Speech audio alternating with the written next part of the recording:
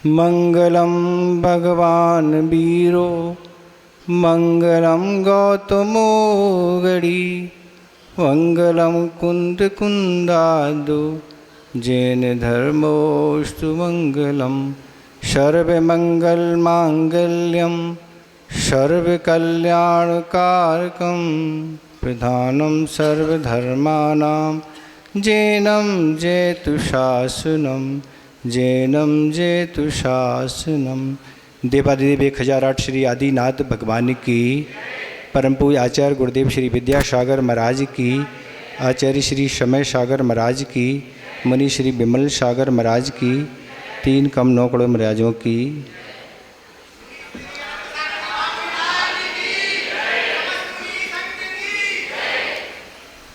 संसार के रंग में रंगने वाले तो बहुत प्राणी हैं जो संसार के विषय कषाय के रंग में रंगे रहते हैं, पर इस वीतरागता के रंग में रंगने वाले तो विरले ही हुआ करते हैं।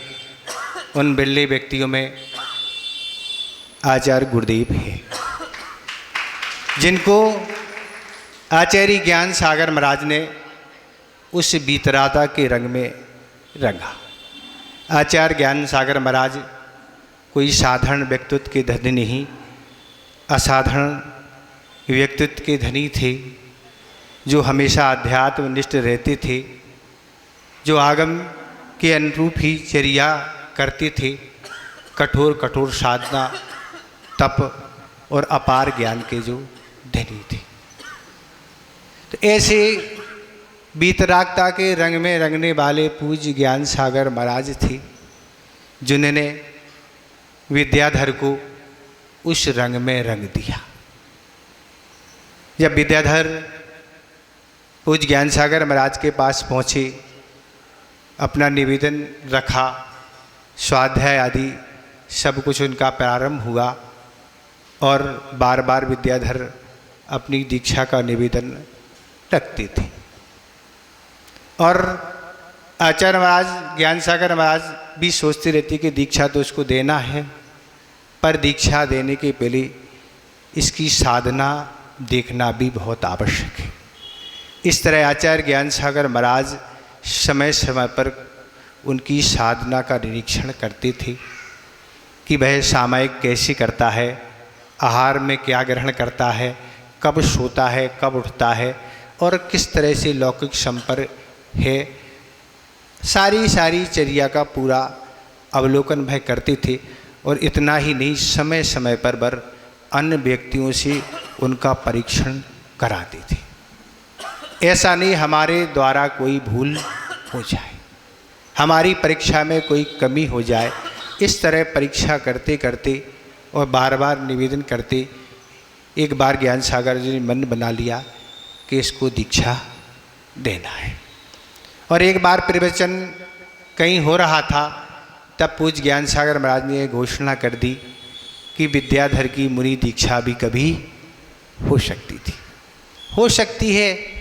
जब सूचना ये ज्ञान सागर महाराज के द्वारा दी गई, तब समाज में इस बात की चर्चा बन गई कि भी उम्र में उम्र नहीं, 20-21 वर्ष की उम्र है और अभी कुछ 11 महीने आए हुए हैं और डायरेक्ट मुनि दीक्षा देना कहाँ तक उचित है। अनेक विद्वानों ने पूज्य ज्ञान सागर महाराज से निवेदन किया कि अपरिचित व्यक्ति है, इसलिए डायरेक्ट मुनि दीक्षा नहीं देके क्षुल्लक दीक्षा दी जाए।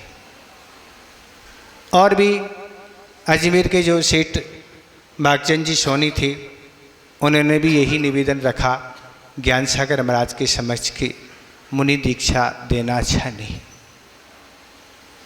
तब ज्ञान सागर महाराज ने यही कहा कि हमने सारी उसकी चर्या का अवलोकन कर लिया है, किसी तरह से हमने उसको कम नहीं पाया उस दीक्षा के अनुरूप, इसलिए तो हमें मुनि दीक्षा ही देना है। भले मैं दीक्षा मुनि दीक्षा ही दूंगा, यहाँ नहीं तो जंगल में दूंगा, पर दूंगा क्या? मुनि दीक्षा ही दूंगा। मैंने सारा परीक्षण करने के बाद यह निर्णय लिया है। तो ऐसी सारी बात ज्ञान सागर महाराज ने कही और ज्ञान सागर महाराज ने यही भी कहा, हमारी अब उम्र बहुत अल्प बची हुई है, अगर हम इसको क्षुल्लक दीक्षा, एलक दीक्षा आदि देते रहेंगे हमारा कोई भरोसा नहीं, हम कब इसको अध्यात्म की शिक्षा दे पाएंगे।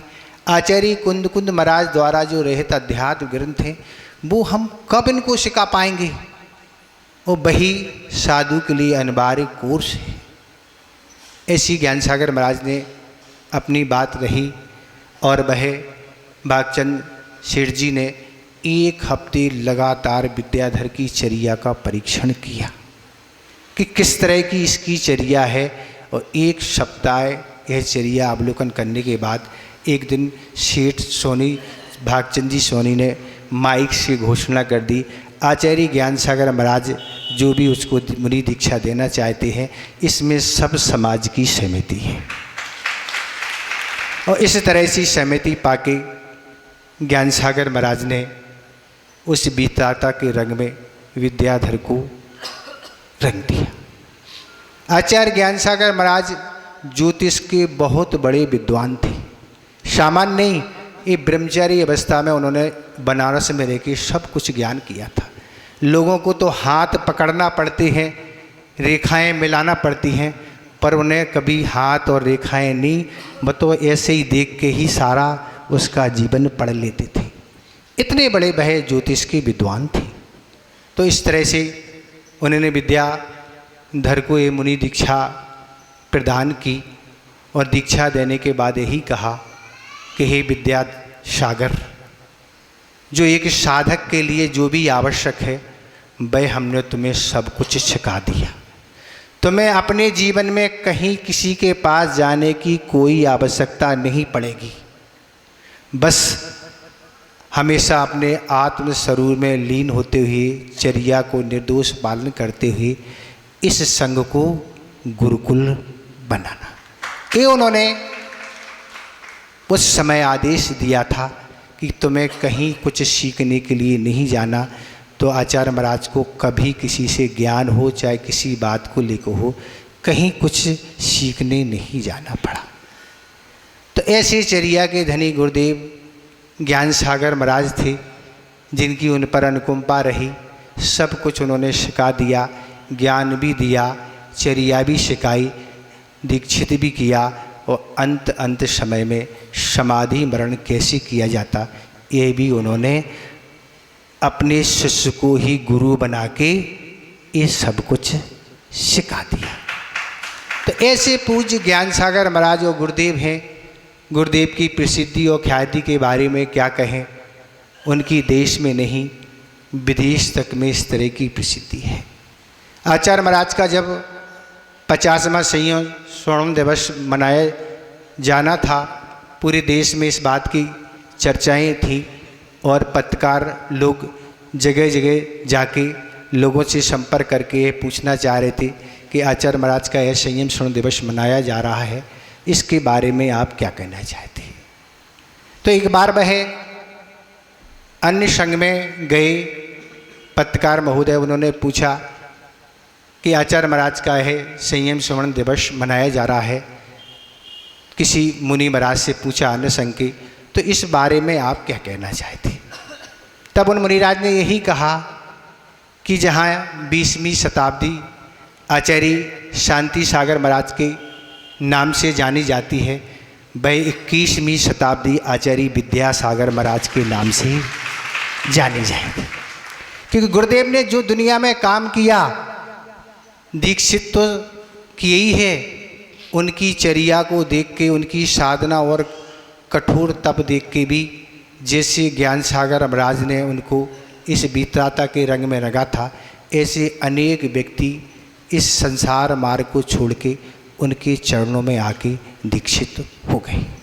तो ऐसे वह रंगने वाले व्यक्तित्व थे। तो इस तरह रंगते गए और इतना बड़ा विशाल संघ बन गया। गुरुदेव ने यही कहा था कि मैं तो एक 4 पहिए का यहाँ बुंदेलखंड में एक हाथ ठेला लेकर आया था, एक ठिलिया लेके आया था चार को दीक्षित सोनागर में किया था, क्षुल्लक थे, योग सागर समय सागर आदि, पर यहाँ तो बड़ा कितना बड़ा विशाल संघ बन गया, तो मेरा कुछ नहीं है। उन्हीं आचार्य ज्ञान सागर महाराज की ही कृपा है, उनकी कृपा ही वहीं से बह बैठ के सब कुछ कर रहे हैं, मैं कौन होता करने वाला। ये आचार्य महाराज हमेशा कहा करते हैं। तो आचार्य महाराज ऐसे व्यक्तित्व के धनी हैं कि गुरुदेव से किसी ने एक बार कहा, आचार्य महाराज मंच पे बैठे हुए थे और मंच पे बैठे हुए किसी ने अपने वक्तव्य में कहा कि बुंदेलखंड के लोग बहुत कंजूस हैं, जी बहुत छोटा छोटा दान करते हैं, जो बड़े बड़े नगरों से दिल्ली बॉम्बे कलकत्ता आदि नगरों से आते हैं वो बहुत दान करते हैं, पर बुंदेलखंड के तो लोग बहुत अल्प दान करते हैं। पर गुरुदेव का जब प्रवचन प्रारंभ हुआ तब गुरुदेव ने यही कहा, अभी कोई वक्ता यह बोल रहे थे कि बुंदेलखंड के लोग बहुत कंजूस हैं। तो आचार्य महाराज कहने लगे, हम उनसे यही कहना चाहते हैं, बुंदेलखंड के लोग कंजूस नहीं हैं। आचार्य महाराज संघ की ओर इशारा करते हुए बोले कि बुंदेलखंड वालों ने जो हमें चेतन दान दिया है वो तुम नहीं दे सकते। तो ये आचार्य महाराज का उत्तर देने का ढंग है, इस तरह से वह उत्तर देते हैं।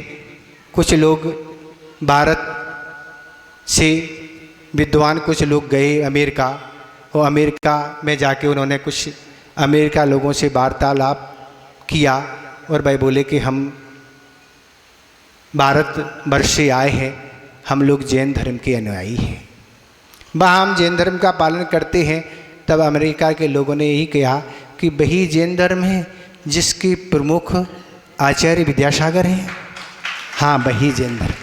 तो जैन धर्म की भी इस तरह से प्रसिद्धि और पहचान बढ़ी कि विद्यासागर महाराज एक कोई संत हैं जिनकी निर्दोष चर्या से यह जन जन प्रभावित हो रहा है।